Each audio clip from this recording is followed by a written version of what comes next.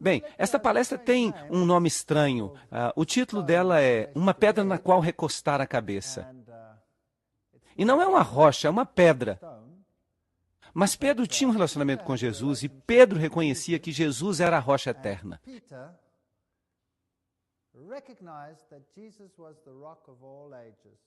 Ele era a verdadeira pedra deste planeta. Então nós precisamos reconhecer que necessitamos ter um relacionamento com Jesus Cristo. Agora, esta palestra começa com uma profecia interessante. E nós já falamos um pouco dessa profecia. Embora, é claro, nós não lidamos ainda com o livro de Daniel. De fato, nós lidamos com o livro de Apocalipse. Mas já que o livro de Apocalipse se baseia no livro de Daniel e tira o seu simbolismo do livro de Daniel, nós vamos ficar pulando de um para o outro. Há esta profecia impressionante no livro de Daniel, da qual nós mal falamos ainda. A profecia dos 2.300 dias. Até 2.300 dias... e o santuário será purificado, Daniel 8,14. Agora, a extensão total desta profecia é incrivelmente importante no mundo. Como vocês sabem, o pedaço das 70 semanas dessa profecia já foi, de fato, amaldiçoado pelas sociedades rabínicas, porque ele aponta para o Messias, para Jesus Cristo como o único Salvador. De fato, a profecia começa desde a publicação do decreto para restaurar e reconstruir Jerusalém, e esse decreto foi promulgado quando Assuero o publicou em 1457 a.C. E este decreto dá os períodos de tempo exatos da restauração de Israel. E dá também o período exato da vinda do Messias, do príncipe. E também a semana em que a sua morte seria realizada como sacrifício. Tudo isso está incluído nesta profecia fantástica. E há um pedaço da profecia que é cortado para os judeus, mas a profecia continua por 2.300 dias, e então o santuário seria purificado.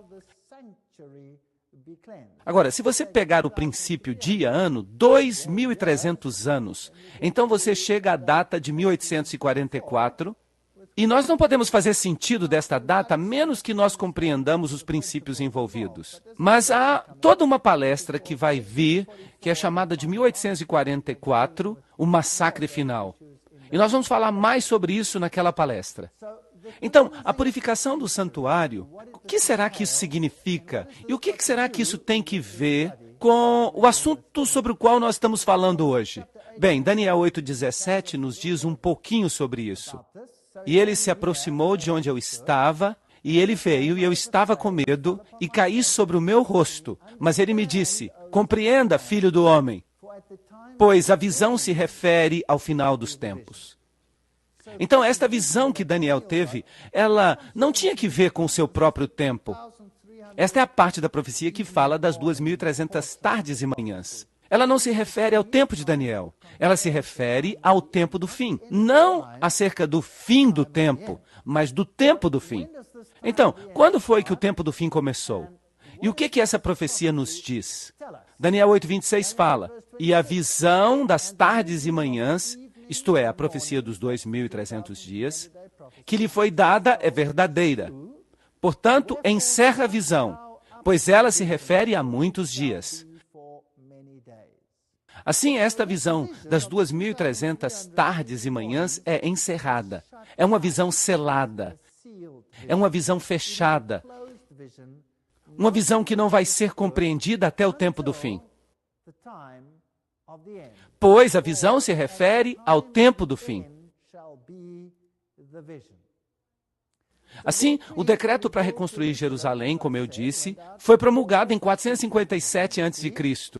De fato, houve 3 decretos, mas só um decreto tratou da liberdade política total em relação à reconstrução de Jerusalém. Todos os outros decretos se referiram apenas ao templo. Então, este é o único que nós podemos usar. E ele me disse, até 2.300 dias, então o santuário será purificado.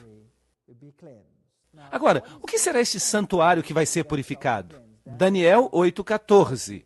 A profecia dos 2.300 anos tinha um pedaço que era chamado de profecia das 70 semanas. 70 vezes 7 dias, igual a 490 dias, 490 anos. E se nós começamos com 457 a.C., isso termina no ano 34 depois de Cristo. E esse período é dividido em semanas. É uma profecia fantástica. E ela nos diz que na metade desta última semana, ele, o Messias, seria sacrificado e oferecido. Então, o sistema de sacrifícios terminaria, porque o sistema de sacrifícios, é claro, era um tipo do seu próprio sacrifício.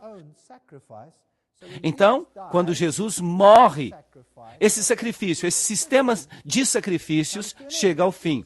Não é mais necessário. Ele serviu de tipo para o que viria. Bem, o ano 34 depois de Cristo, o que aconteceu nesse ano? Em 34 depois de Cristo, Estevão foi apedrejado. E o evangelho passou para os gentios. De fato, Jesus disse aos discípulos: ide primeiramente aos filhos perdidos de Israel. Então, mesmo depois da crucifixão, havia uma obra a ser feita pelos judeus. Mas então, em 34 depois de Cristo, Paulo foi chamado. E ele se tornou o apóstolo dos gentios. Pedro teve uma visão naquela época, na qual ele foi levado até Cornélio, que não era judeu. Ele estava muito relutante de ir, mas Deus lhe deu uma visão de animais impuros e um lençol que descia, e Pedro interpreta esta visão na frente de Cornélio, em Atos capítulo 10, e diz a ele: Deus me mostrou que eu não posso chamar a nenhum homem de impuro. Então, o evangelho agora passa para os gentios. Mas esta visão continua. E ela vai terminar, se você fizer a soma, no ano de 1844. Agora, a gente prova o pudim comendo. E o fato de que a primeira parte da profecia é cumprida à risca, nos diz que esta última parte da profecia deve ser mais interessante ainda para nós. Mas Daniel não compreendeu a visão. Ele só ouviu que ela seria selada até o tempo do fim. Agora, a purificação do santuário, o santuário terreno, ocorria no final do ano judaico. Era o dia do julgamento, simbolizando o julgamento final. Hoje nós chamamos esse dia de Yom Kippur. E o Yom Kippur simbolizava esta purificação. Agora, nós vamos lidar com isto em mais detalhes. O sumo sacerdote, ele entrava no Santíssimo, e quando o sumo sacerdote saía do Santíssimo, ele fazia expiação por todo o santuário, purificando das iniquidades ali registradas. Isso significa que todo o pecado que era registrado era tipicamente removido do santuário. Então, em outras palavras, até o registro do pecado era removido.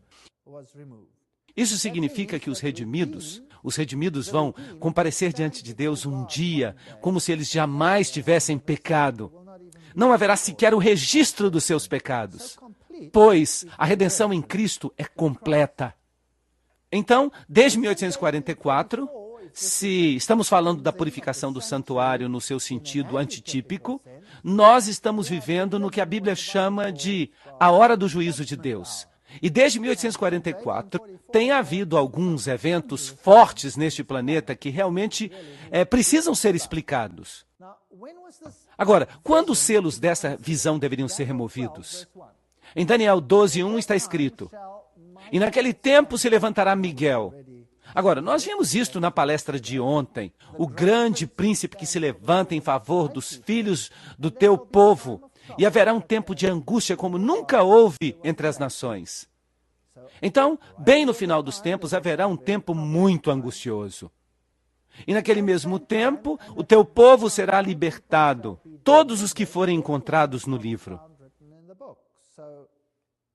Então, algum tempo após este evento, este planeta, como conhecemos, chegará ao fim, e algo vai tomar o seu lugar. Haverá libertação. E Daniel 12:4, mas tu, Daniel, encerra as palavras e sela o livro, até o tempo do fim. muitos correrão de um lado para o outro e o conhecimento aumentará. Obviamente, o principal conhecimento aqui é o conhecimento da palavra de Deus. Ele aumentará aqui no tempo do fim para fazer com que todas essas coisas sejam compreendidas. Em outro sentido, o conhecimento, é claro, também aumentará num sentido literal.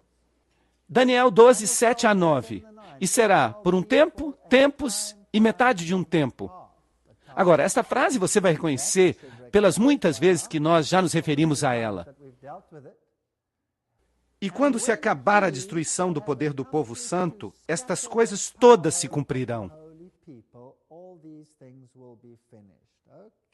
Ok, fascinante. Mas o que isso nos diz? Bem, o livro todo de Daniel, o capítulo lida com a batalha entre o bem e o mal. E esta é uma referência ao sistema do anticristo. Em Daniel capítulo 7, nós temos todos os detalhes disso. Desse poder que se levanta e que durante 1260 anos, ou 1260 dias proféticos, ou 42 meses proféticos, ou 3 anos e meio proféticos, esse sistema destruirá os santos.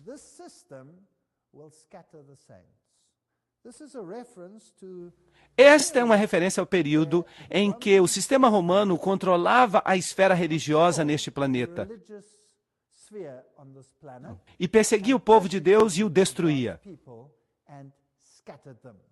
Então, depois de um tempo, 2 tempos e metade de um tempo, e quando se acabar a destruição do poder do povo santo, que é exatamente o que o homem do pecado fez, estas coisas todas se cumprirão. Então, quando é este tempo do fim? Quando ele se levanta? Em algum momento depois de 1798, porque este poder atuou de 538 depois de Cristo a 1798, quando Berthier selou o sistema, acabou com ele e disse: este sistema tem que chegar agora a um fim. O poder papal foi assim restringido. E ele disse: vá no seu caminho, Daniel, pois as palavras estão encerradas e seladas até o tempo do fim. Então, o tempo do fim começa depois de 1798. Agora, quando nós falamos sobre o livro de Apocalipse, nós de fato chegamos até este capítulo fantástico, o capítulo 11, no qual alguma coisa se levanta de um abismo sem fim. Vocês se lembram disso? Uma besta se levanta do abismo sem fim. O mesmo período é mencionado em Apocalipse capítulo 11, como o tempo quando o reino das trevas começará a ser manifesto aqui neste planeta.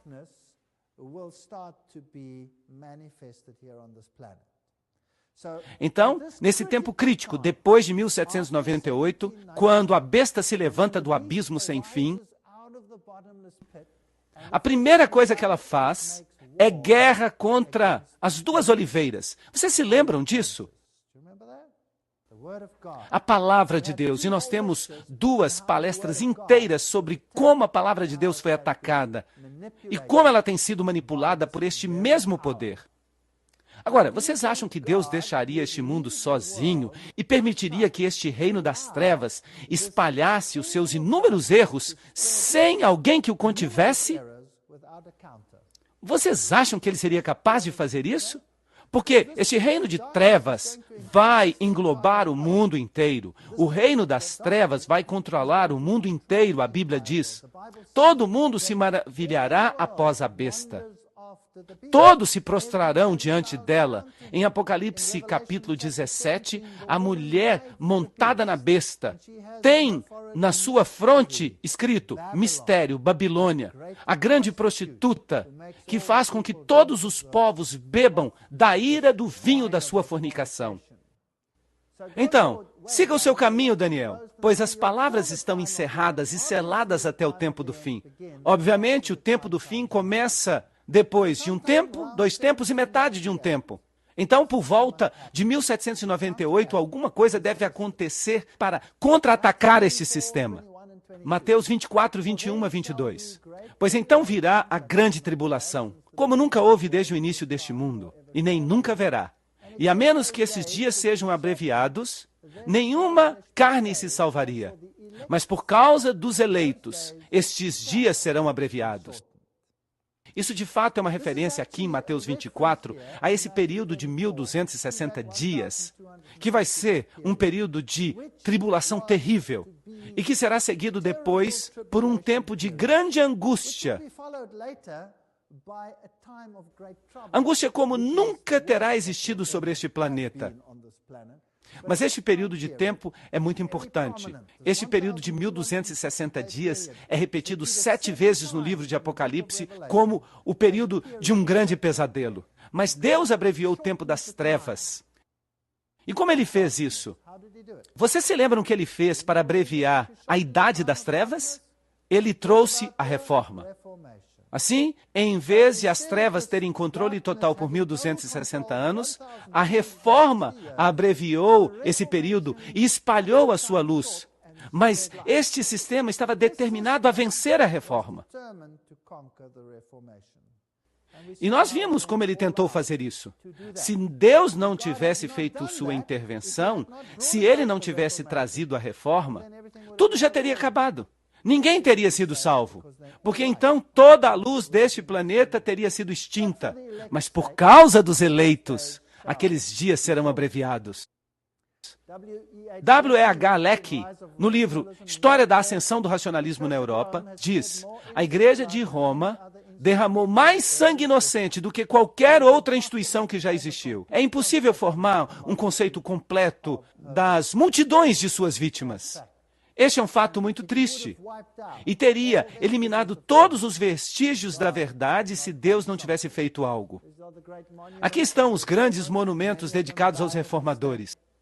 Muitos morreram na fogueira, mas eles estavam determinados a falar a palavra de Deus e a disponibilizar a palavra de Deus para todas as pessoas. Então, Marcos 13, 24 diz que depois daqueles dias, ou naqueles dias após essa tribulação, este período que é mencionado 7 vezes na Bíblia, neste período após essa tribulação, o sol escurecerá e a lua não dará a sua luz. Haverá sinais celestiais, Marcos 13, 24. Mas para quem serão esses sinais celestiais? Para aqueles que não conhecem a Bíblia ou para aqueles que conhecem a Bíblia? Obviamente, para aqueles que conhecem a Bíblia. Mas foram espalhados, foram perseguidos. A Bíblia diz em Daniel, quando ele, o sistema do anticristo, conseguir espalhar o poder do povo santo,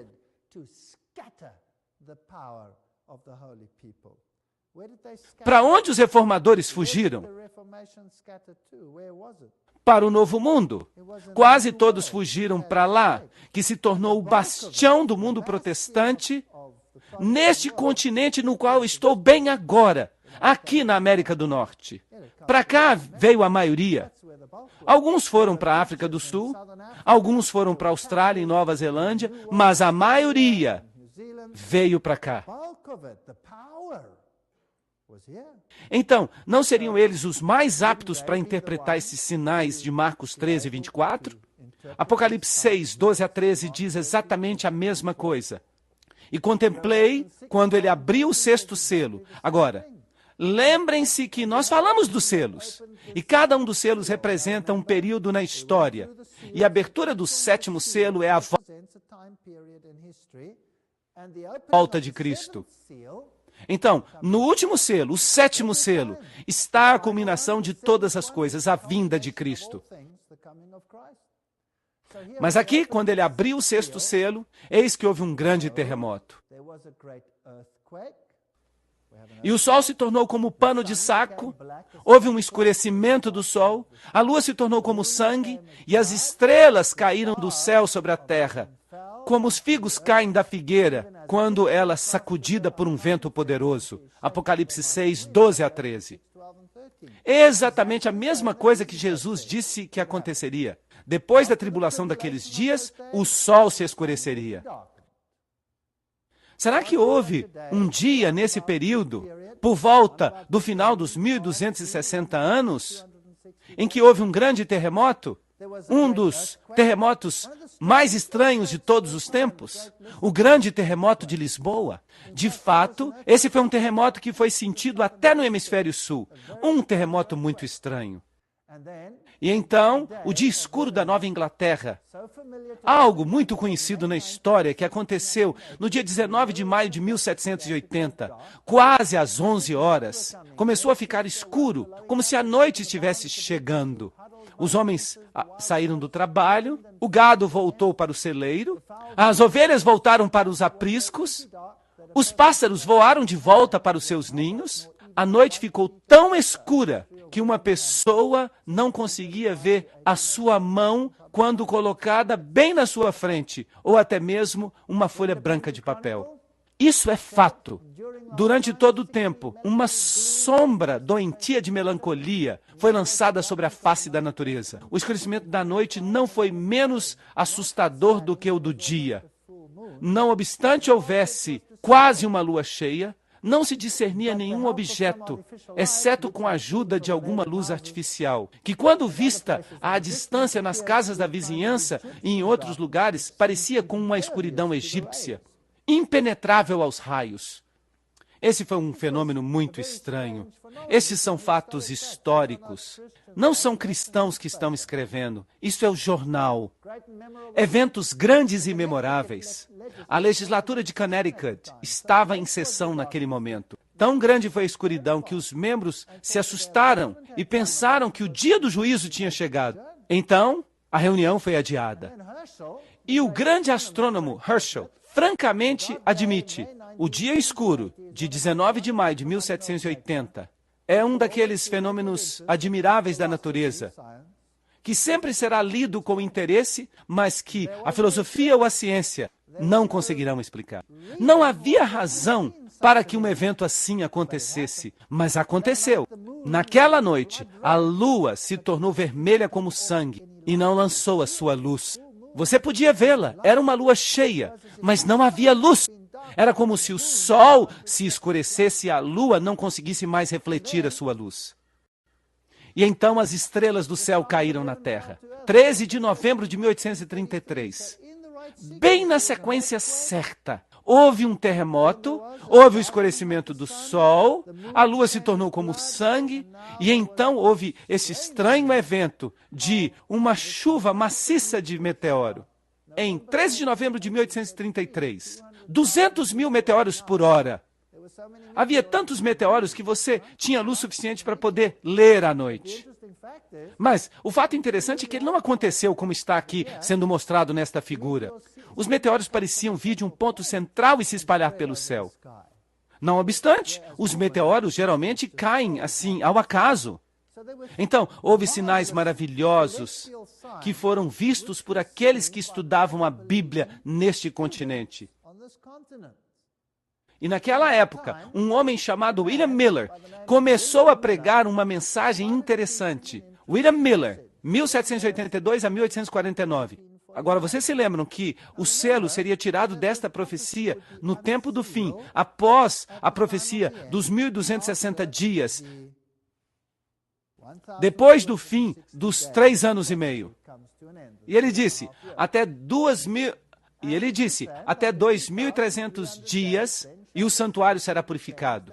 E ele começou a trabalhar com esta profecia dos 2.300 anos de uma forma que não havia sido feita antes. Ninguém tinha feito isso. E aqui, de repente, vem um homem e ele faz isto. E no livro de Daniel está escrito que isto seria compreendido no tempo do fim. E ele trabalhou com ela. Esta profecia vem até 1844. Então o santuário seria purificado. Mas o que isso significava? E ele ficou ali pensando nisso. Ele não sabia o que significava. Então ele imaginou: talvez a terra vai ser purificada. E então como isso podia ser interpretado? Quando é que a terra vai ser purificada? Quando Cristo voltar, ele disse. Bem, talvez em 1844 Jesus vai voltar. Mas é claro, há outro verso que diz: ninguém sabe o dia e a hora. Mas tendo estudado isto e tendo descoberto a primeira parte da profecia, que se aplicava a Cristo, uma coisa tão difícil de entender que até mesmo o conhecimento judaico deixou de tentar entendê-la e a amaldiçoou com um decreto contra o estudo dessa parte das Escrituras.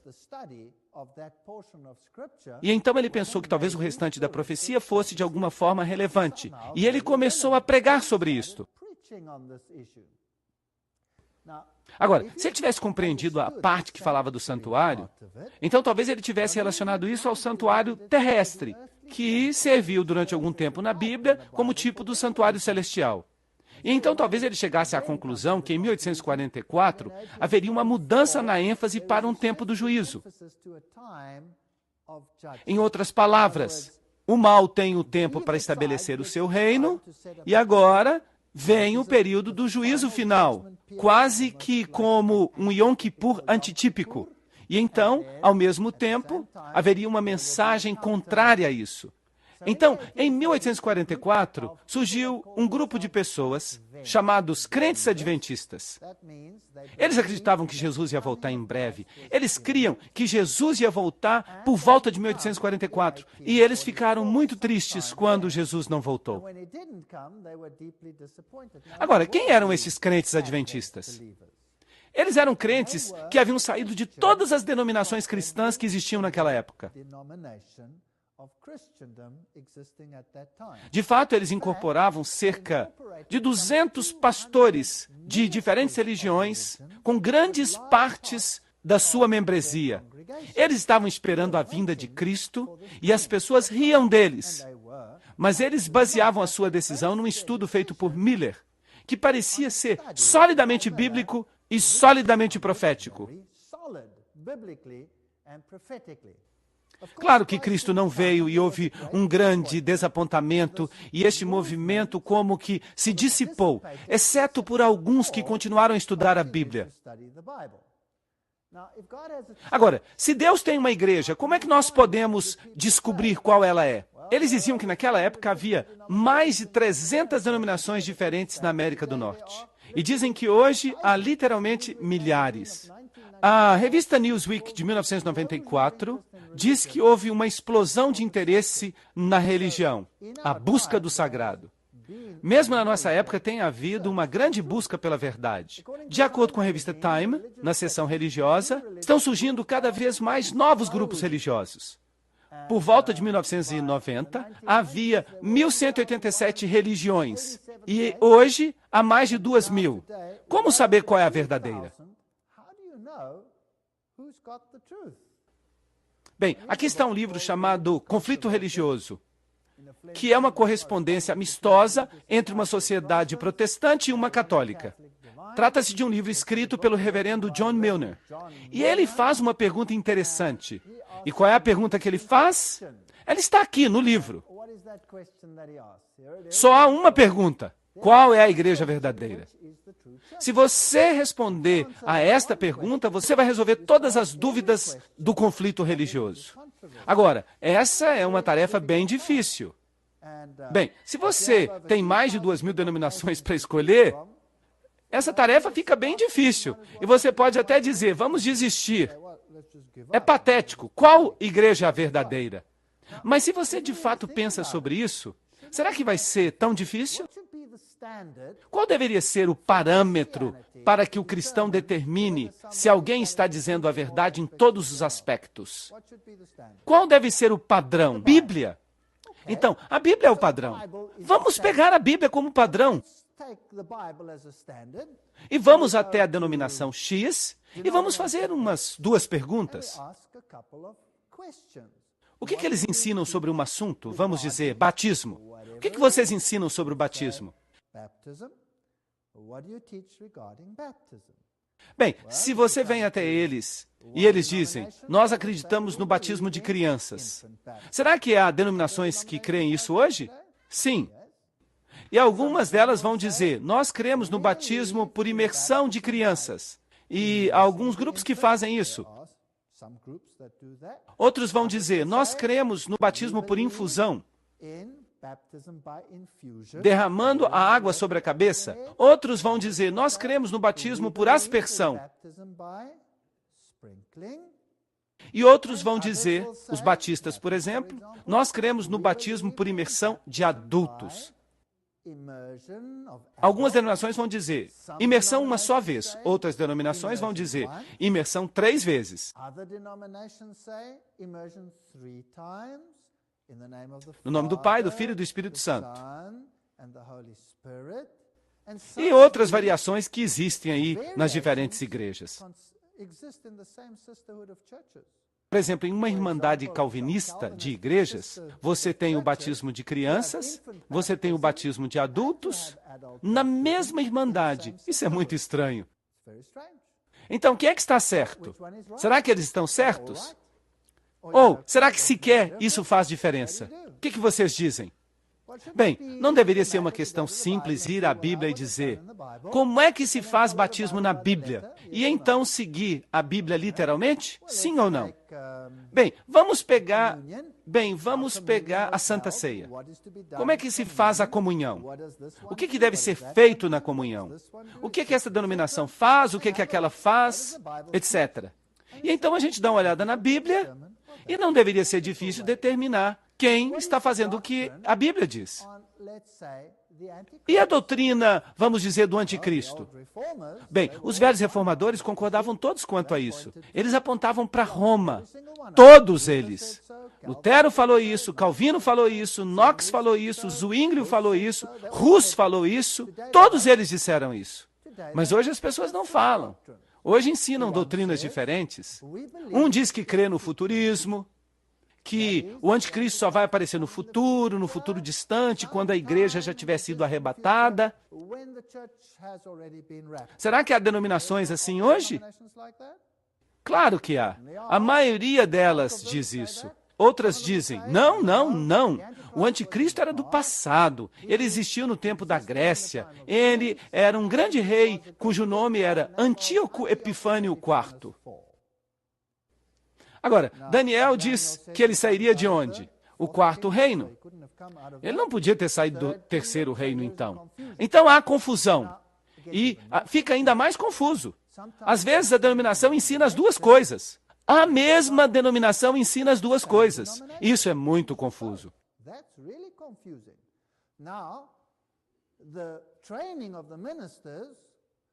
Por exemplo, uma denominação ensina o preterismo, que ele veio no passado, no tempo da Grécia, e ensina também o futurismo, que ele vai vir no futuro. E por que isso acontece? Porque a maioria das opiniões, influenciadas por outros movimentos, está agora indo na direção do futurismo. Porque uma coisa que vai acontecer é mais interessante do que uma coisa que já aconteceu. Assim, eles ensinam as duas coisas. Como é que eles podem ensinar as duas coisas? Que ele veio no passado, mas que ele está voltando no futuro? Será que isso faz algum sentido? Mas nós temos todas essas doutrinas. Não deveria ser uma questão simples, apenas ir à Bíblia e perguntar o que a Bíblia diz, e então ser fiel à Bíblia. E, eventualmente, alguém vai ter que fazer isso. Vai ter que voltar a harmonizar essas doutrinas com a Bíblia. Sim ou não? Então, qual é a igreja verdadeira? Bem, na minha opinião, é aquela que fica 100% com a Bíblia. De fato, o livro de Apocalipse revela as características desse remanescente. E vocês se lembram que ontem nós falamos sobre essa mulher de branco. E eu comparo a filha de Sião a uma mulher linda e delicada, Jeremias 6:2. Dizei a Sião, tu és o meu povo, Isaías 51:16. Então, a igreja de Deus se relaciona a esta mulher delicada. E tenho ciúmes de ti com grandes ciúmes, pois eu te esposei como único marido, para que eu pudesse te apresentar como virgem casta a Cristo. 2 Coríntios 11:2. Trata-se da mulher, a igreja. Lembram em Apocalipse 12:6? A mulher fugiu para o deserto, onde ela tinha um lugar preparado por Deus, para que ele pudesse alimentá-la durante 1260 dias. Este é o período de 1260 anos, durante o qual Roma estava perseguindo, destruindo o povo de Deus, e a maioria deles veio a este continente e encontrou refúgio em lugares secos, onde não havia muitas nações e povos e línguas para persegui-los. E depois desse período, o que aconteceu? Nós falamos sobre isso na noite passada. Apocalipse 12, 13. E quando o dragão viu que foi lançado na terra, ele perseguiu a mulher. E à mulher foram dadas 2 asas. E voou para o deserto. E foi alimentada por 1 tempo, 2 tempos e metade de 1 tempo, diante da face da serpente. E então, que data nós temos aqui? 1798, depois de 1 tempo, 2 tempos e metade de 1 tempo, e então a serpente lançou água da sua boca. O que é isso? Nações de novo, nações, como um dilúvio após a mulher, para que pudesse fazer com que ela fosse carregada pelo dilúvio. E a terra ajudou a mulher, e a terra abriu a sua boca e engoliu as torrentes que o dragão havia lançado de sua boca. E o dragão se irou contra a mulher, e foi pelejar contra o remanescente da sua semente. Aqui nós temos o primeiro atributo, que guarda os mandamentos de Deus, e o segundo atributo, que tem o testemunho de Jesus Cristo. Então, depois dos 1260 dias, o dragão faz guerra com o remanescente, que guarda os mandamentos e tem o testemunho. O que é esse remanescente? Obviamente, um remanescente é alguma coisa que resta, que parece com o original. Então, se o original era um grupo que acreditava na Bíblia, que acreditava na salvação em Cristo e em Cristo apenas, então o remanescente deve ter a mesma crença. Exceto que ele também tem essa característica importante, que é que ele guarda os mandamentos, que alguns dos anteriores também fizeram. Os valdenses guardaram os mandamentos e foram perseguidos, por exemplo, com respeito à questão do sábado. Assim, a Igreja de Deus se levantaria em algum tempo depois de 1798 numa terra de liberdade política e religiosa. Apocalipse 14, 12. Aqui estão aqueles que guardam os mandamentos de Deus e a fé de Jesus. Notem que não diz a fé em Jesus, mas diz a fé de Jesus, que é muito mais do que a fé em Jesus. Significa ter a mesma confiança e dependência em Jesus que Jesus tinha no Pai. É isso que significa. Significa um relacionamento muito forte com Jesus Cristo.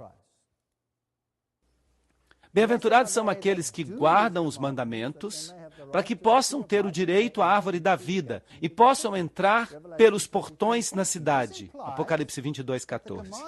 Isso implica que os mandamentos vão se tornar um teste nos últimos dias. E isso vai estabelecer uma distinção entre aqueles que seguem a Deus e os que não seguem. Não significa que você vai ser salvo porque guarda os mandamentos. Significa simplesmente que eles estabelecerão uma distinção. Então, bem-aventurados aqueles que guardam os seus mandamentos. Não aqueles que falam dos seus mandamentos, mas que os guardam. Eles poderão entrar. Eles terão direito a entrar. Se me amais, guardareis os meus mandamentos. João 14, 15. Você sabe, João capítulo 14 é um capítulo fantástico. Começa com, não se turbe o vosso coração. E então diz, na casa do meu pai há muitas moradas. Eu vou preparar-vos lugar. E então diz, eu voltarei e vos levarei para onde eu estou. Esta é a bendita esperança, a vinda, o retorno de Jesus Cristo. E então, no mesmo capítulo está escrito, se me amais, guardareis os meus mandamentos. Esses são os 2 atributos que são centrais à fé em Cristo. A obediência mostra que nós o reconhecemos como Rei. E o fato que ele está voltando deve ser a nossa esperança, a bendita esperança, como Paulo chama. Então temos obediência e a espera da vinda de Cristo. Então, as 2 características distintivas da igreja remanescente de Deus são: ela guarda os mandamentos de Deus, isso não faz sentido, isso não é biblicamente correto. E número 2, ela tem o testemunho de Jesus. Nós não sabemos o que é isto, mas o que quer que seja, é isso que ela precisa ter. Então vem a pergunta: o que é o testemunho de Jesus? Bem, vamos perguntar à Bíblia. João está em visão e um anjo vem a ele e diz a ele. E ele cai aos pés do anjo para adorá-lo. E este anjo diz a ele, vê, não faças isso. Sou conservo teu e dos teus irmãos que mantêm o testemunho de Jesus. Você não pode adorar um anjo. Aqui nós temos, tem o testemunho de Jesus. Adora a Deus, pois o testemunho de Jesus é o espírito da profecia. Aí você tem a definição. Ok, o testemunho de Jesus é o espírito da profecia. Mas o que isso significa? Bem, é um conceito tão importante que eu vou dedicar toda uma palestra para falar dele. Nós vamos fazer isso hoje à noite. Apocalipse 19:10. Aí está um atributo que nós temos que discutir com detalhes. Porque a igreja de Deus dos últimos dias guarda os mandamentos e tem o dom da profecia. Quando Jesus subiu ao céu para estabilizar a sua igreja, a Bíblia diz, dei alguns para apóstolos e outros profetas e outros evangelistas e outros pastores e mestres. Efésios 4:11. Era isto que a igreja necessitava no início do seu ministério. E certamente ela vai precisar da mesma coisa no final do seu ministério. Isso não faz sentido? Então, o testemunho de Cristo foi confirmado em vós, para que não tenhais falta de nenhum dom, enquanto aguardais a vinda do nosso Senhor Jesus Cristo. 1 Coríntios 1:6-7. Todos os dons precisam estar aí. Assim, a Bíblia prediz que o dom de profecia seria restaurado à igreja de Deus nos últimos dias. Certamente o Senhor Deus não fará nada sem primeiramente revelar os seus segredos aos seus servos, os profetas. Amós 3:7. Então, o que deve ser restaurado no tempo do fim? A plenitude do Evangelho. Certamente deve haver alguém que toma a Bíblia e diz, a nossa vida deve ser governada pelo que ela diz, pelo que a palavra de Deus fala e por nada mais. Assim, se Wycliffe descobriu a autoridade da Bíblia e Hus descobriu a obediência a Deus e Lutero descobriu a salvação pela graça e Calvino descobriu a liberdade da consciência e Williams descobriu o batismo por imersão, e todas essas coisas são bíblicas, e Wesley descobriu a soberania de Cristo, então Miller descobriu de novo a esperança da segunda vinda, que é a esperança da igreja. E Miller também descobriu a profecia como um importante guia. Será que a profecia pode me salvar? Sim ou não? Não! Eu posso saber tudo sobre a profecia, e isso pode não representar nada para a minha salvação. Mas o que é que a profecia pode fazer? Ela pode me mostrar onde eu estou na corrente do tempo. E a profecia pode me mostrar que eu posso confiar na Bíblia. Se você pegar as profecias da Bíblia, uau! A profecia de Tiro, por exemplo. Cumprida à letra, cumprida à risca. Inclusive destruí-lo da face da terra, jogando toda a cidade no mar, incluindo sua redução ao pó, porque essa é uma profecia dura de cumprir. Não se equivoquem. Se alguém disser a vocês hoje, Vancouver será arrancada da terra, lançada no mar, e até a sua poeira será lançada no oceano, você diria, esse homem está ligeiramente maluco, certo? Ele ficou doido. E todas as profecias serão cumpridas à risca. Então deve haver uma restauração final sob a orientação do espírito de profecia. Uma orientação que incluiria toda a verdade. Isso não é lógico? Essa é uma coisa lógica. Mas e se esta organização, ou se esta verdade, entrar em contato com todas as outras que não conseguiram superar o seu fundador? Então, infelizmente, haverá um conflito entre elas, entre todas elas. Agora, o Apocalipse capítulo 10 é um capítulo maravilhoso que culmina aqui, na sexta trombeta, no momento em que este poder se encontra com o poder que sai do abismo sem fim. Assim, do abismo sem fim vem um poder que vai dominar toda a terra. E, ao mesmo tempo, surge um outro poder que vai contra-atacar esse poder. Vejamos, Apocalipse capítulo 10. E eu vi outro anjo poderoso, saindo do céu, vestido numa nuvem, e um arco-íris estava sobre sua cabeça. E o seu rosto parecia com o sol. Ezequiel teve uma visão semelhante. Daniel teve uma visão semelhante. Esta é uma profecia que lida com algo muito importante, porque o próprio Cristo vai nos dizer sobre o que ela fala. Então vamos estudar Apocalipse capítulo 10 e vamos ver onde ele vai nos levar.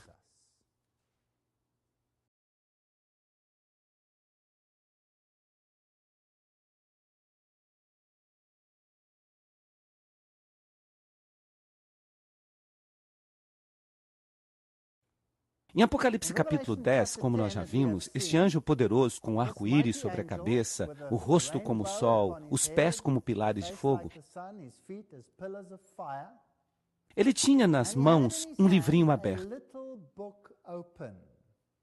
E isso é fascinante. Eu ouvi uma voz do céu que me dizia: sela o que os 7 trovões pronunciaram. E não escreva. Os 7 trovões, ou a voz de Deus, se você preferir, as estações de modo geral, mas ele tinha em suas mãos um livro selado. Interessante. Onde na Bíblia nós lemos sobre um livro selado? Em Daniel. De fato, a profecia das 2.300 tardes e manhãs em Daniel é a única profecia em toda a Bíblia que é selada. E é selada até quando? Até o tempo do fim. Agora, nós estamos estudando o livro de Apocalipse. Toda vez que nós chegamos até o 6º período, nós chegamos ao período após 1798. Isso não é interessante? Esse é exatamente o período certo da Revolução Francesa, de Apocalipse capítulo 11. O poder que vem do abismo sem fim, que faz guerra contra a palavra de Deus e contra a verdade de Deus. Todas essas coisas acontecem por volta daquela data. Mas Deus diz: aqui está um rolo na minha mão. Sela o que os 7 trovões pronunciaram e não o escreva. E um anjo que eu vi em pé no mar e na terra ergueu a sua mão para o céu. E eu jurei por aquele que vive para todo sempre, que criou os céus e as coisas que há nele, e a terra e as coisas que há nela, e o mar e as coisas que há nele. O que é isso? Este é o selo de Deus. Este é o selo de Deus. Ele criou os céus, as coisas que há nele, a terra, as coisas que há nela, o mar, as coisas que há nele. E onde é que nós encontramos essa parte das Escrituras no Velho Testamento? Em que mandamento? No 4º mandamento. Esse mandamento dá validade a toda a lei, porque ele é o selo da sua autoridade. Eu faço esta lei porque eu sou o Criador dos céus e da terra, o mar e tudo o que há nele. Assim, o selo de Deus aparece aqui. E não deveria mais haver tempo. Que tempo? Ou ele está falando do tempo do fim, como alguns interpretam, ou significa que não haverá mais tempo profético. Qual é a profecia de tempo mais longa da Bíblia? A profecia das 2.300 tardes e manhãs. E este período estava agora chegando ao fim. E aqui estava o livro e ele estava aberto.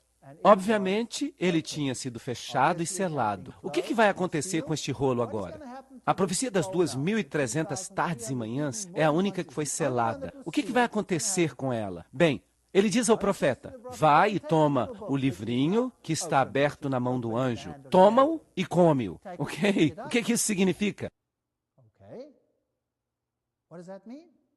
Internalize, coloque as ideias dentro de você. E ele vai ser um pouco amargo no teu estômago, mas ele será doce como mel na tua boca. Pergunta: o que vem primeiro quando você come? A boca ou o estômago? A boca vem primeiro e depois vem o estômago. Então, quando ele estiver internalizando este rolo, que é a palavra de Deus, uau, doce.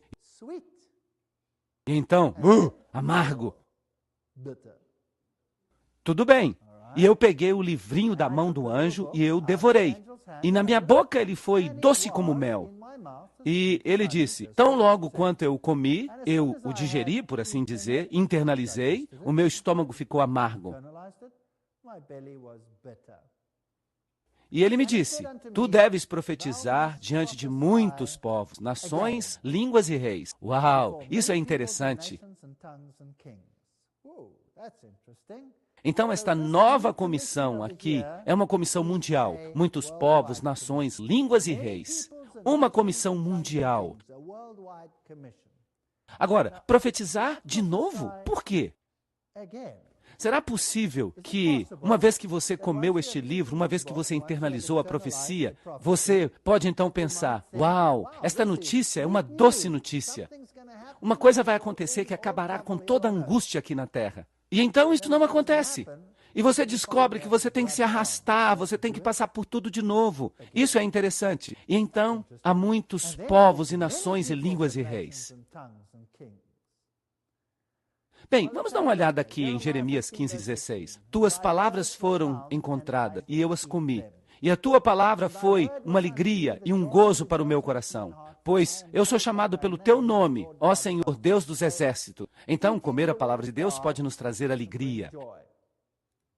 Ezequiel capítulo 3, 3 e 4.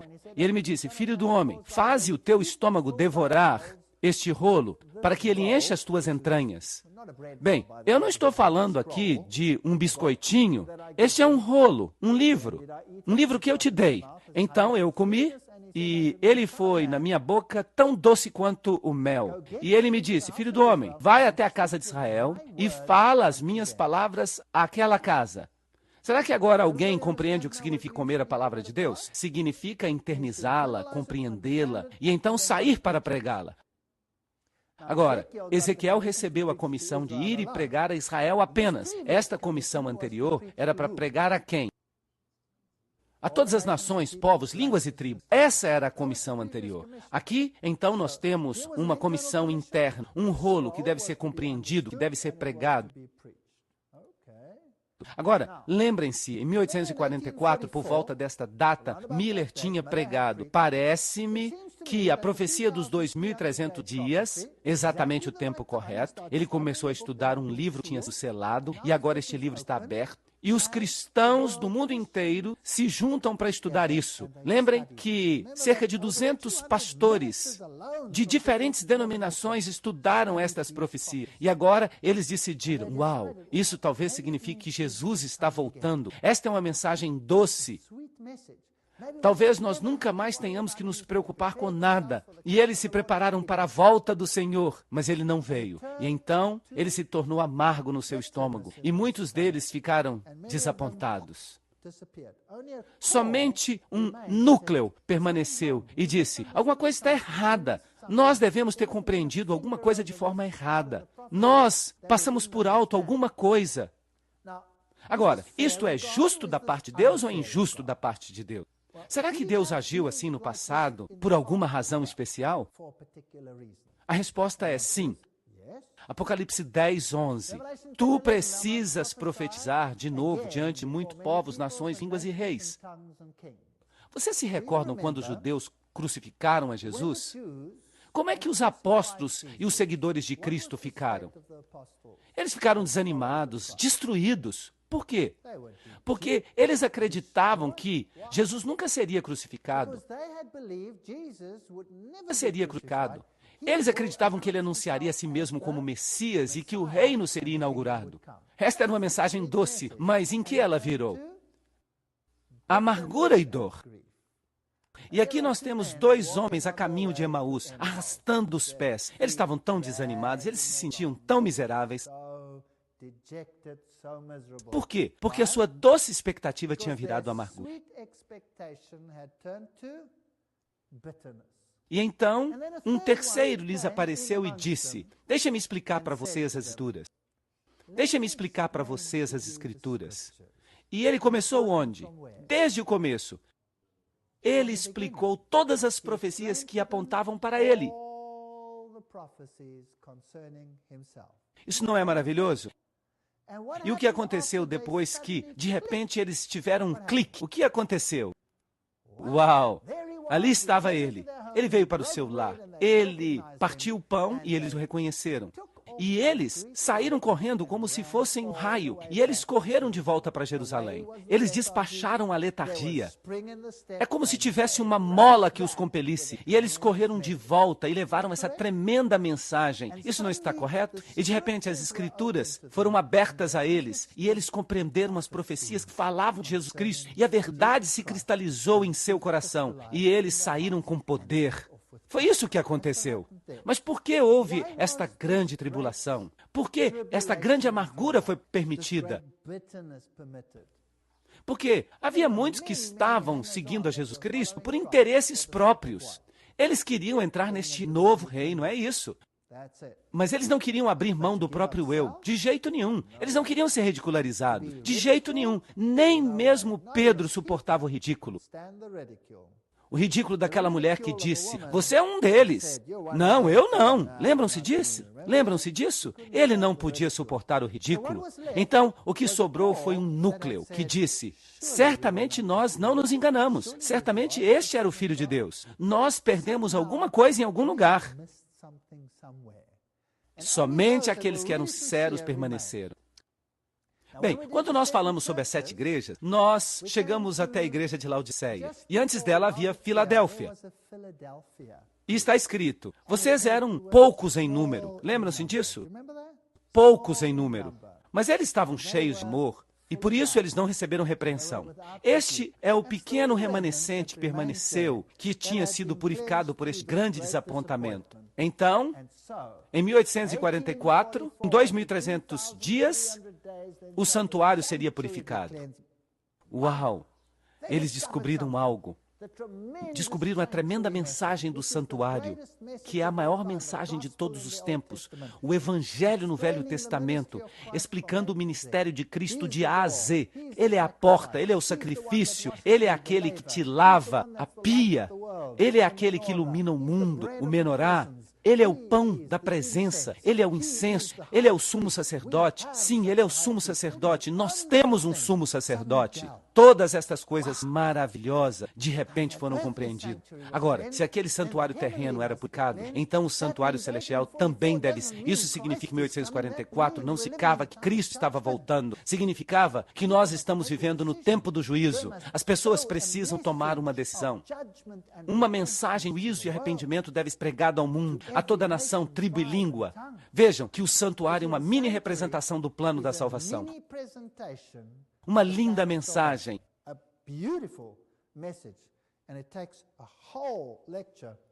Mas o que precisa ser profetizado de novo? O que é isso? Que mensagem é esta que deve ir a todo mundo neste tempo de conflito, quando Satanás está estabelecendo o seu reino? Bem, leiamos um pouco mais, porque o texto explica a controvérsia à medida que ela cresce. Apocalipse capítulo 11, este reino de trevas que está sendo estabelecido. Apocalipse capítulo 12, a luta de titãs, Cristo e seu povo de um lado e Satanás e a sua gente do outro. No capítulo seguinte, o 13, os detalhes, as minúcias do ataque final, a besta saindo do mar, o velho sistema de igreja e Estado trabalhando juntos, a besta que sai da terra, o novo sistema de igreja e Estado trabalhando juntos contra o povo de Deus, a implementação da marca da besta, todas essas grandes questões. E o que deve ser pregado para conter isso? E eu vi outro anjo voar no meio do céu, tendo o evangelho eterno para pregar àqueles que habitam na terra e a toda nação, tribo, língua e povo. Esta é a mensagem que deve ser pregada de novo. Trata-se do evangelho eterno, não um meio evangelho. O meio evangelho diz, vocês são salvos pela obediência. Era isso que os judeus ensinavam. E no cristianismo moderno se diz que as pessoas são salvas por Jesus, mas ficam apenas numa perna só. Você não tem que fazer nada, você não tem que obedecer. A lei foi abolida, não importa a lei. Tudo que você precisa dizer é, eu amo a Jesus, e então você vai estar bem. Mas o evangelho eterno exige obediência e aceitação de Cristo. Aceitação de que sem Cristo nada somos. O evangelho eterno tem os dois componentes. Somos salvos pelo sangue do Cordeiro. E como consequência, se o amamos, guardamos os mandamentos. Isso faz sentido. Temei a Deus e dai-lhe glória, pois vinda é a hora do seu juízo. Aí está, o Yom Kippur. Adorai aquele que fez os céus, a terra, o mar e as fontes das águas. Então, enquanto uma mensagem é pregada ao mundo, adorai o Deus da evolução, adorai aquele que saiu da cova grudenta. Ao mesmo tempo, outra mensagem, não, adorai aquele que fez os céus, a terra e as fontes de água. Então, as três mensagens angélicas são dadas ao mundo.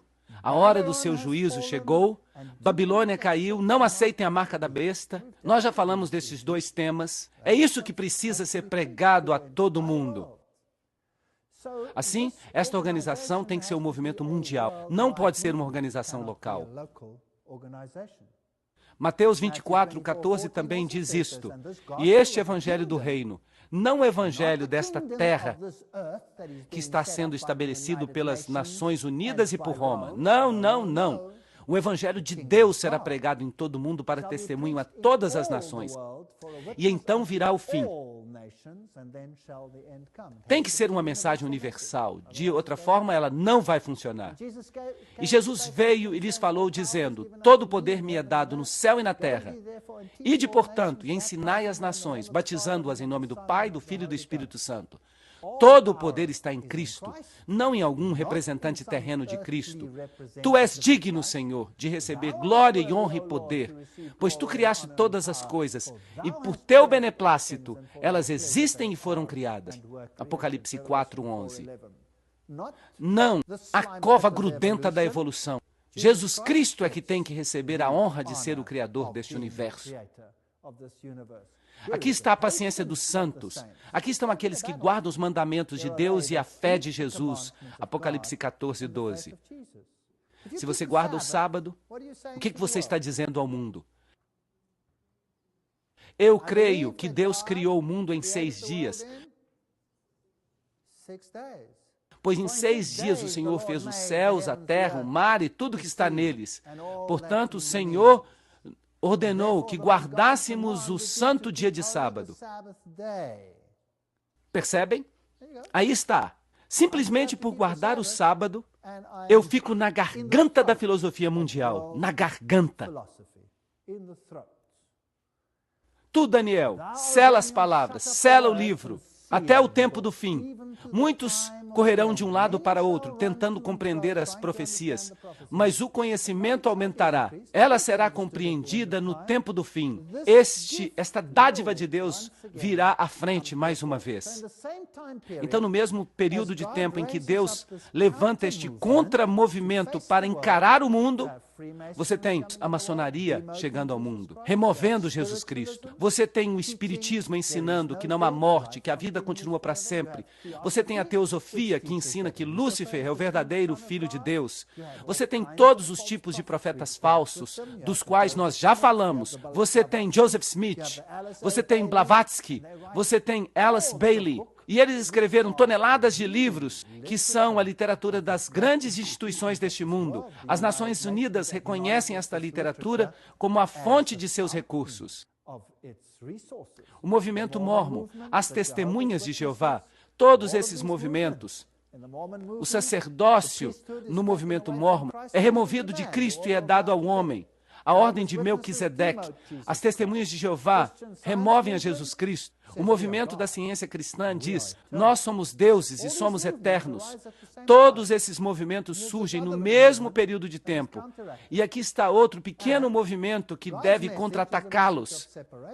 A mensagem de Deus é uma mensagem de separação. Apocalipse 18:4. Saí dela, povo meu, para que não sejais partícipes de seus pecados e para que não recebais as pragas. Portanto, saí de seu meio, sede separados, diz o Senhor, e não tocais nada impuro, e eu vos receberei, segundo aos Coríntios 6:17. Qual que é a mensagem do reino terreno? Inclusão, aproximação. E aqueles que adotarem a separação, mais cedo ou mais tarde serão expostos. É isso que diz Alice Bailey. E o que Robert Schuller diz? o antigo secretário-geral das Nações Unidas. Se você não se unir a nós, você tem o espírito de separação e mais cedo ou mais tarde você vai se arrepender disso. Não foi ele que disse isso? Nós temos aqui um conflito de ideais. O que significa ser ecumênico? A palavra ecumênico é derivada da palavra grega oikumene, que pode ser traduzida como todo mundo habitado. E eles dizem que quando se vê o mundo como sendo de Deus e as pessoas como sendo a imagem de Deus, essas pessoas então estão sendo chamadas para proteger o bem-estar de todos. Aqui está o problema.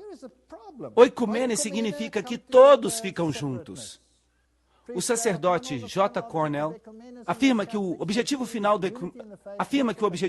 do ecumenismo, como os católicos o concebem, é a unidade na fé, na adoração e no reconhecimento da autoridade espiritual suprema do bispo de Roma.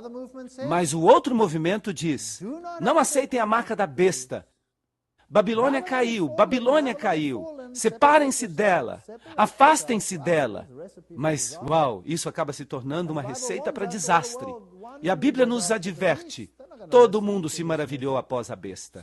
Eles não vão dar ouvidos a esta mensagem. Apenas indivíduos vão ouvir. Eis que ele vem com as nuvens e todo olho verá, Apocalipse 1:7. Uma mensagem poderosa de advertência às pessoas, de advertência ao povo. Cristo está voltando. Mas eles dizem: não, Cristo não está voltando, nós vamos ter paz mundial e segurança neste planeta. Essa é a outra mensagem. Nós vamos fazer um reino para nós aqui, e Roma será a governante, tudo vai ser legal, e tudo vai ser como na Idade Média, tenebroso e escuro.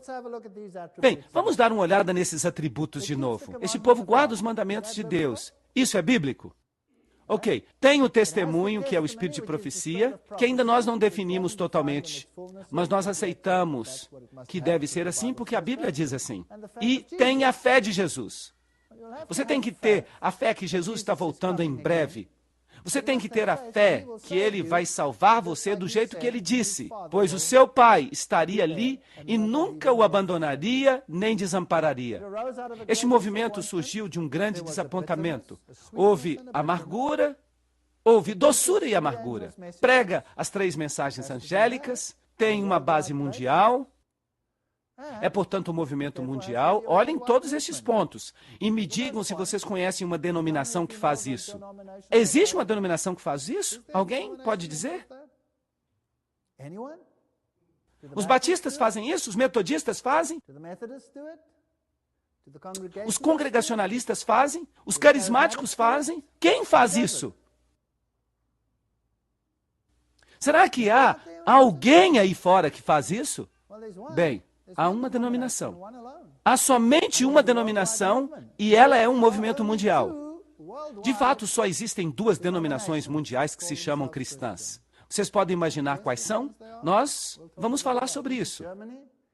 Aqui está, na Alemanha, um jovem com rádio, satélite. O maior evangelismo via satélite do mundo hoje é realizado pela igreja na qual você está se sentando aqui. O maior evangelismo via satélite do mundo. Aqui está na Alemanha. Instituições, hospitais. Isto aqui também é na Alemanha. Esta aqui está em Roma, bem no centro de Roma. Instituições imensas. Aqui estão mais alguns hospitais. Este é na Suíça, este é na Inglaterra. Uma das nossas faculdades na Inglaterra. Esta aqui é uma campal que aconteceu na Inglaterra. Eu fui o orador desta campal. Havia 1000 pessoas lá. Um tremendo ministério de saúde, o Hospital Santa Helena, um hospital adventista, o Hospital de Loma Linda. Toda essa cidade é basicamente adventista. Um ministério de saúde aqui. Nesta farmácia não se vendem medicamentos, somente medicamentos alternativos. É uma medicina da saúde. Este aqui é um pequeno instituto de saúde lá nas montanhas da Noruega, com um pequeno ginásio, com uma pequena mensagem de saúde. Eles partem o pão, que não está cheio de químicos, que não está cheio de produtos químicos, e eles fornecem para toda a Noruega. Toda a Noruega compra pão desta padaria que vende um pão alternativo, sem quaisquer acetatos de sódio, ou quaisquer componentes prejudiciais que eles colocam no pão. Uma publicadora, uma escola, uma fazenda orgânica, uma fazenda saudável. que leva as pessoas de volta a um estilo de vida saudável. Cristo sempre lidou com as necessidades físicas, bem como com as necessidades espirituais. E é por isso que este povo também se preocupa com as necessidades físicas e com as necessidades espirituais.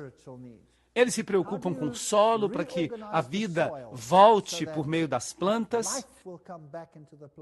Vocês sabiam que a Igreja Adventista é líder mundial neste campo? No mundo todo. Ela tem uma organização chamada ADRA, que estabelece organizações que ensinam as pessoas a plantar.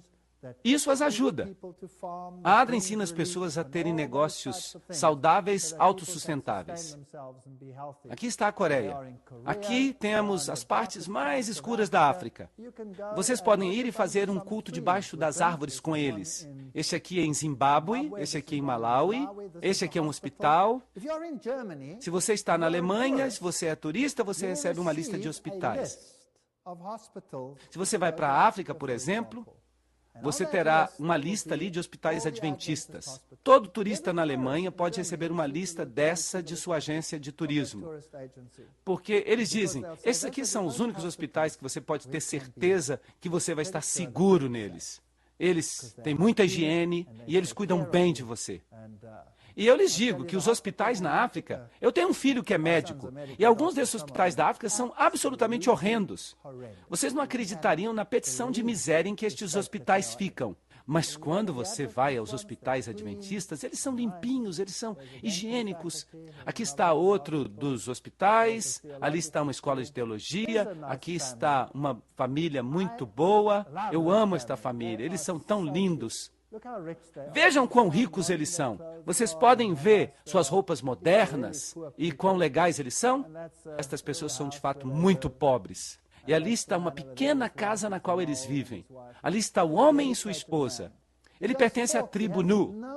Ele e sua esposa. Que homem dedicado. Ele sai, ele não tem nenhum dinheiro, ele viaja por todo o mundo e ele prega a mensagem com tanto poder. Eles me hospedaram uma vez. Eu dormi no chão, porque eles não tinham camas. Então, nós dormimos no chão. Mas que povo maravilhoso. De fato, são irmãos e irmãs. Eu tenho muito orgulho deles. Aqui estava eu na África pregando nesta igreja. Eu lhes digo que é uma coisa muito diferente pregar na África. É uma coisa maravilhosa. Não, este culto não começou às 9 horas. Havia uma palestra às 9 horas. Então, por volta das 11 horas, nós chegamos à igreja. Foi um pesadelo para mim. Não havia nenhuma alma na igreja. E eu pensei, perdemos. Nós tínhamos que chegar aqui às 9. E ele me disse, não, eles não chegaram ainda. E eles começaram um culto por volta das 12 horas. Na África, as coisas só começam depois que todo mundo já chegou. Isso é lógico. Então, para que se preocupar com o tempo? Porque, percebam vocês, os relacionamentos são mais importantes para eles do que o tempo. Por exemplo, enquanto eu estava viajando com este camarada, ele de repente viu uma velha senhora na estrada carregando uma sacola. Então ele parou o carro, e vocês deviam ter visto o carro. O fato de esse carro andar já era um milagre. Mas não se importem. Ele para o carro, ele sai do carro, ele conversa com a velha, ele pega a sacola e ele caminha com ela por quase 1 quilômetro. Ele a leva até o andar de cima, coloca a sacola no lugar certo e volta quase 1 hora depois. A essa altura eu já estou suando. Nós já estamos 1 hora atrasados para a igreja, mas ele não diz nenhuma palavra. Vocês sabem, ele pertence à tribo Nu. E nós continuamos dirigindo e de repente ele vê outra pessoa. Ele para o carro e eu digo, o que esse homem está fazendo? Ele é maluco? Ele sai do carro, conversa com este homem por cerca de meia hora, entra no carro e quando nós chegamos à igreja 2 horas depois, nenhuma alma estava lá. E é claro, eu entrei em pânico. É que eles nem tinham chegado lá ainda. E ele diz, você pensa que nós africanos somos estranhos, não pensa? E ele diz, sabe o quê? Eu posso lhe explicar o que acontece, porque eu também penso como você. Porque eu fui abandonado quando era uma criancinha e eu fui criado por missionários brancos. Então eu tenho um jeito de pensar ocidental em termos de tempo. Eu tive que reaprender isso com o meu povo. Você vê, você percebeu que eu vi aquela velhinha lá atrás. Ela estava em pé. Teria sido rude da minha parte passar por ela uma vez que ela me viu. E eu voltei para ela, eu conversei com ela e teria sido rude da minha parte se eu dissesse para ela: você está carregando essa grande sacola aí? Deixe-me ajudar você. Rapidamente. Vum! Tchau. Eu estou com pressa, eu vou embora. Você não faz isso na minha cultura. Você diz: como é que você está? Você pergunta pelos filhos, um por um, como está este, como está aquele, um por um, até o último. E finalmente você chega ao ponto: você precisa que eu ajude você a carregar esta sacola? Aí você sente que você cumpriu a comissão. E isso é mais importante do que o tempo na nossa cultura. Agora, na cultura alemã, é exatamente o oposto. Quando você vive lá, você tem um plano minucioso. Vocês sabem o que é um plano minucioso? Aqui você tem que fazer isso e a oração tem que durar 1 minuto e 45 segundos e meio. E se você demorar mais, vem a guilhotina e corta a sua cabeça. Bem, isso funciona lá naquela cultura. Mas qual é a cultura de Deus? Esta aqui ou aquela outra? Eu lhe digo que ambas são. Ambas culturas pertencem a Deus. E nós temos que entender as culturas diferentes. Mas aqui estavam eles, e eles encheram aquele lugar. E, eventualmente, não havia lugar nem para ficar em pé. E eles ficaram em volta da igreja. E havia gente do lado de fora da igreja. E eu não perdi nada. E eles ficaram até que a última palestra acabou. Quem é que se importa o horário de acabar? Isso é muito interessante. E aqui está a paciência dos santos, aqueles que guardam os mandamentos de Deus e têm a fé de Jesus. Para mim, esta é a única denominação que faz todas estas coisas. Mas é claro, muita gente torce a cara para a nossa denominação e diz: isso não é uma seita? Por que é uma seita? Porque ela ensina que...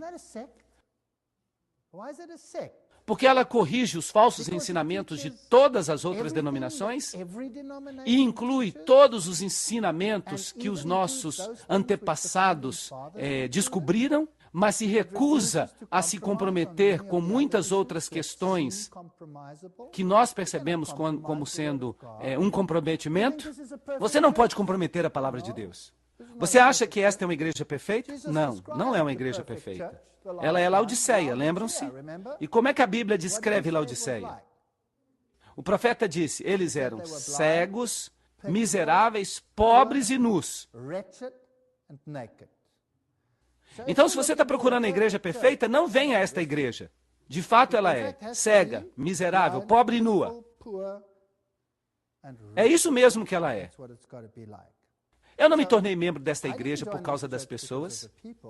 De fato, se fosse por causa das pessoas, eu ainda não seria membro. Então, por que eu me tornei membro? Por causa da verdade que ela ensina. Toda a doutrina que ela tem é bíblica. Há pessoas na igreja que brigam sobre doutrinas? Sim. Mas elas estão aí, estabelecidas. Elas são bíblicas. E, desde que elas sejam doutrinas bíblicas, tudo bem para mim. E eu tenho outras ovelhas que não são do meu aprisco.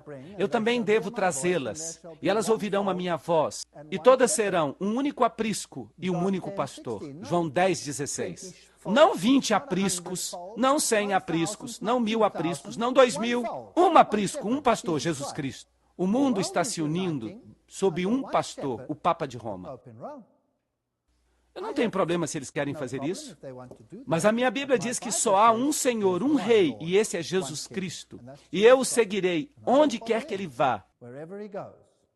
E a Bíblia também diz que Laodiceia é a última igreja desta terra que representa Deus. Então, ocorrerá a vinda de Cristo. Estas são questões sérias. Esta igreja vive de acordo com os critérios bíblicos. Ela surgiu no momento certo. Ela prega exatamente a mensagem que deveria ser pregada ao mundo inteiro. Sim. Mas lembrem-se uma coisa.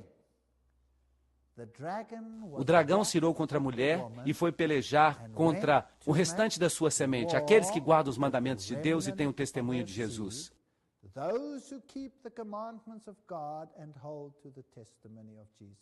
Se você quer pregar paz e quietude, não venha para esta igreja. Porque a ira do dragão que nós experimentamos aqui. Uma vez eu comecei um sermão perguntando: como é que vocês estão nesta manhã? E eles responderam: ótimos! Então há alguma coisa errada com a sua religião. Porque neste mundo vocês terão tribulação, vocês terão problemas, mas tenham bom ânimo. Eu venci o mundo, diz Jesus. Então não esperem uma igreja perfeita, esperem a verdade. E onde há verdade, há também as pessoas que amam a verdade. Você vai encontrá-los juntos. Onde há verdade, há ira, há separação, porque o dragão odeia a verdade. E vocês vão encontrar gente que fica brigando por um ponto e por outro ponto. Não olhem para as pessoas, olhem para a verdade. E Deus será o único no qual você poderá depender 100%. E se você quer aprender a confiar, a depender de Jesus Cristo, então tente seguir a verdade. É uma experiência maravilhosa. Mas como foi nos dias de Noé, assim será na vinda do Filho do Homem. Pois, nos dias que antecederam o dilúvio, eles comiam e bebiam, se casavam e davam-se em casamento. Puxa vida, este mundo está comendo e bebendo, não está? A comida é a religião deles, casando-se e dando-se em casamento. Eles mudam de relacionamentos como nós mudamos de camisas. E eles se mudam de igreja como eles mudam uma igreja. Não é verdade? Você escolhe a igreja de acordo com a música. Puxa vida! Você vai escolher uma esposa de acordo com a blusa que ela veste? Até o dia em que Noé entrou na arca, e eles não souberam, até que veio o dilúvio e os levou a todos. Assim será a vinda do Filho do Homem. Mateus 24, 37 a 39. Nós nos encaminhamos para tempos angustiosos. E nós seremos cercados por questões que não farão com que o nosso ministério seja fácil. E qual foi a sorte do velho e pobre Noé? Todos disseram: Noé, bom trabalho, construir uma arca para todos nós. Nós mal podemos esperar para entrar na arca. Foi assim? Não, eles riram dele. Eu tenho certeza que isso provocou até os filhos de Noé a julgar pelo modo como eles agiram depois que o dilúvio tinha diminuído. Então, eles zombaram dele, riram dele. Vocês acham que a verdade é popular no mundo? Sim ou não? Não esperem que a verdade seja popular. Não esperem que a mensagem seja popular. Ide, portanto, e ensinai as nações, ensinando-os a observar todas as coisas que eu vos ordenei. 2 movimentos mundiais. E eu vou deixar que vocês adivinhem quais são os 2 movimentos mundiais de hoje. Vocês acham que eu estou falando do Islã? Não, o Islã ainda não é mundial. Quais são os 2 movimentos mundiais? Eu já falei sobre um. A Igreja Católica é um movimento mundial presente em todas as nações desta terra. A única outra denominação que tem a mesma característica é a Igreja Adventista do Sétimo Dia. É a única. É a única. Os luteranos são numerosos, mas eles estão apenas em 65 países. Mas o movimento certo está em todas as nações. E eis que eu estou convosco todos os dias até a consumação do século. Mateus 28, 19 a 20. Bem, a cura física, tanto quanto a cura espiritual. Tu serás chamado reparador de brechas, restaurador dos caminhos. Se desviares o teu pé de profanar o sábado, de fazer o que te é agradável no meu santo dia, e chamares o sábado de deleitoso, santo dia do Senhor, digno de honra, Isaías 58, 12 a 13.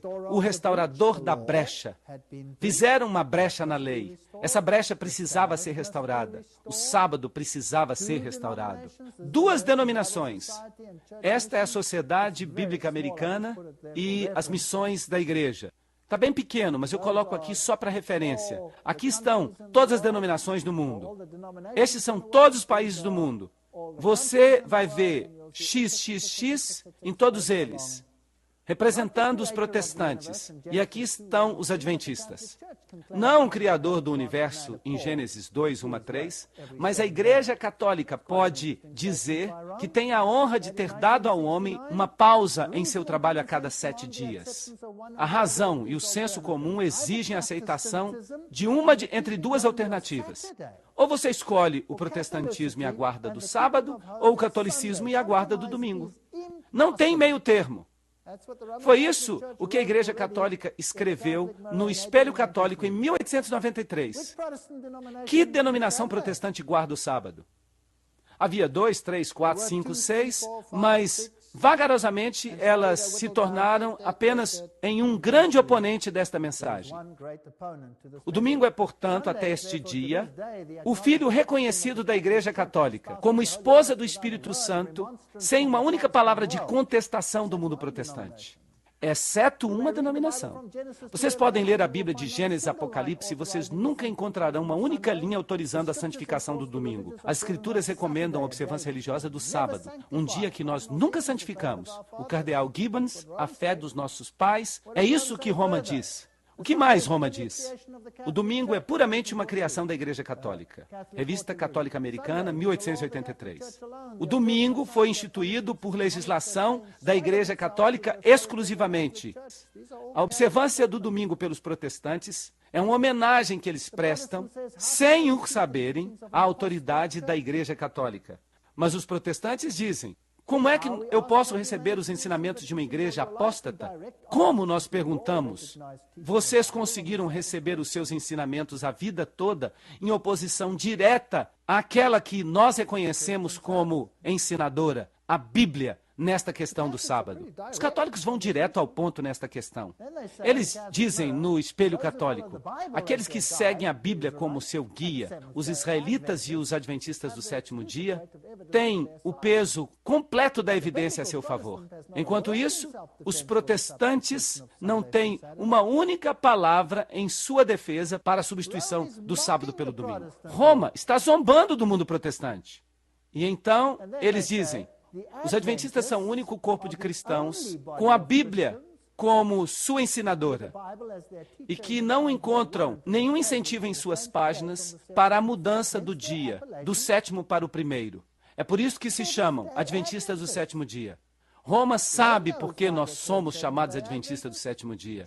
Será que o mundo também não deveria saber? A Igreja Católica mudou a observância do sábado para o domingo, por direito da autoridade divina e infalível dada a ela pelo seu fundador Jesus Cristo. Os protestantes, que alegam que a Bíblia deve ser sua única norma de fé, não têm o direito de observar o domingo. Nesta questão, os adventistas do sétimo dia são a única denominação protestante consistente.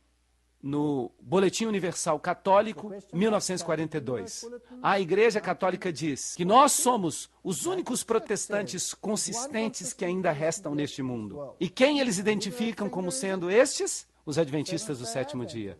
Agora, imaginem isso. A repreensão cai sobre quem?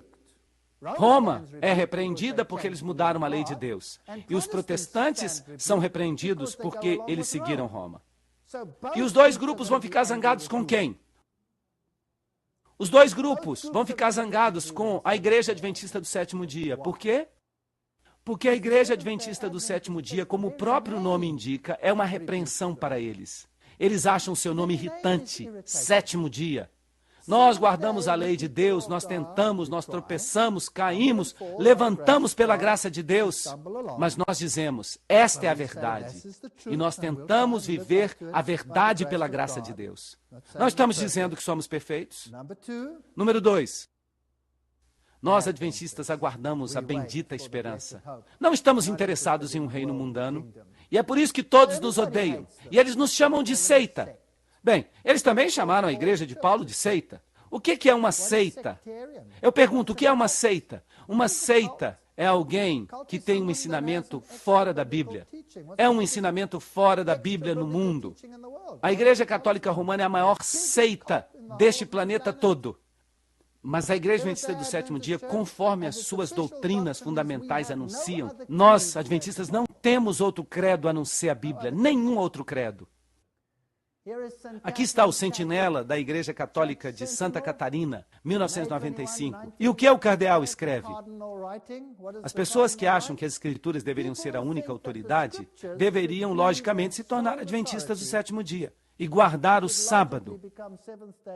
A Igreja Católica sabe o que a nossa igreja é, mas eles dizem: nós não vamos obedecê-la, e é melhor que vocês obedeçam a nós. O Papa lançou uma cruzada em defesa do domingo. Ele queria garantir que ninguém trabalhasse no domingo e que o domingo fosse celebrado como o dia do Senhor. E a Igreja do 27º dia diz: lamentamos, mas nós não podemos participar. A Bíblia diz outra coisa e vocês sabem. Então, não é de se admirar que em 1999, numa reunião entre denominações, em que todas as religiões compareceram, eles condenaram os cristãos fundamentalistas que abusam do discurso e cujos esforços para converter outros incitam ao ódio e à violência. Este não é um esforço para converter ninguém. Isso é estabelecer a verdade no mundo. O que você faz com isso é problema seu. Você tem a liberdade de escolha. Este é o maior dom que Deus lhe deu. Esta é a verdade. Eu já falei para vocês para se converterem em alguma coisa aqui? Não. Eu simplesmente digo a vocês o que a Bíblia fala. Isso é o que eles dizem e isto é o que a Bíblia diz. A escolha é de vocês, isso é tudo. E todos que estavam presentes concordaram em 2 pontos. Que o Papa João Paulo II deveria ser considerado, por consenso, como o guia espiritual principal do nosso planeta e seu supervisor. E, em segundo lugar, que os fundamentalistas religiosos que se recusam a participar do movimento ecumênico global deveriam ser silenciados. Eles deveriam ser denunciados como extremistas perigosos, cheios de ódio. Eu não posso impedi-los de fazer isso.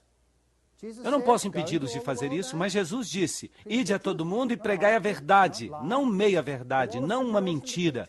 A parede de separação entre a igreja e o Estado, que foi erigida pelos humanistas seculares, Deus o proíba, e outros inimigos, Deus o proíba ainda mais, da liberdade religiosa, tem que ruir. Aqueles que se opõem a nossas opiniões são os novos fascistas. Keith Tournier, na revista Time, de 1995. Então, a gente vê que a igreja está disposta a perseguir. Mas em vão eles me adoram, ensinando doutrinas e mandamentos de homens. Mateus 15, 9. Se me amais, guardareis os meus mandamentos. João 14, 15. Esta é a mensagem, simplesmente isso. O suprassumo da mensagem. Você tem que escolher Jesus Cristo ou escolher o mundo. A escolha é sua. E o Espírito e a noiva dizem, vem. E que aquele que escuta diga, vem. E aquele que tem sede, venha. E quem quer que seja, que ele beba livremente da água da vida. Apocalipse 22, 17. Esta é a sua escolha. Liberdade de escolha. Que ponto maravilhoso. Escolher o mundo ou escolher a Jesus Cristo? Escolher a obediência ao mundo ou escolher a obediência a Jesus Cristo? Essa é a sua escolha. Jesus vai voltar em breve. E eu acredito que ele vai levar os seus filhos para o céu. E a Bíblia diz: guardai os mandamentos de Deus para que tenhais o direito a entrar. Não porque os mandamentos salvam você, mas porque eles dizem onde é que você coloca a sua lealdade.